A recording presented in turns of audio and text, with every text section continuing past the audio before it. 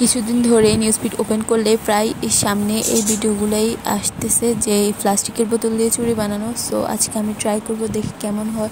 প্রথমে আমি প্লাস্টিকের বোতল নিয়ে নিয়েছি একটা। তো এবার এটার যে দাগগুলো ছিল, সো আমি ওই দাগ অনুযায়ী কেটে নিয়েছি, 5টা করে ভাগ করে আমি কেটে নিয়েছি। তো এবার আমি এগুলোতে কালার করব। তো কালার করার দিকে তোমরা যেরকম বানাতে চাও ওরকম কালার করবা।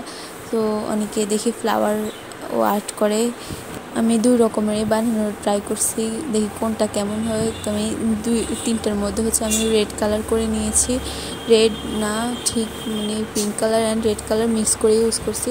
তারপর আমি আর বাকি 2টাতে আমি ফ্লাওয়ার করে নেব, ফ্লাওয়ার আর্ট করে নেব ব্লু কালার দিয়ে।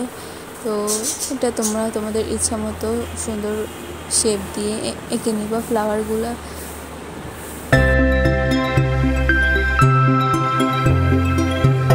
তো আমার সবগুলাই কালার করা শেষ। তো আমি এবার এটা ইউজ করব হেয়ার স্ট্রেটনার। সো সবাই ইউজ করে আয়রন, বাট আমি ইউজ করতেছি হেয়ার স্ট্রেটনার, বিকজ এটা 2টা পাশের প্রেস করলে আমার মনে হচ্ছে যে এটা বাঁকা হবে না চুলগুলো। সো আমি স্ট্রেটনারের সাহায্যে করে নিলাম সবগুলো, বাট আমার সবগুলো কিন্তু হয় নাই, 2টা তেরা বাঁকা হয়েই গেছে। তো এগুলো আমি করবো আর ফেলে দিতেছি। তো এই যে বাকি যেগুলো ছিল ওগুলো কিন্তু পারফেক্ট হয়েছে একদম। সো এটা এতটা খারাপ না, ট্রাই করতে পারো তোমরা।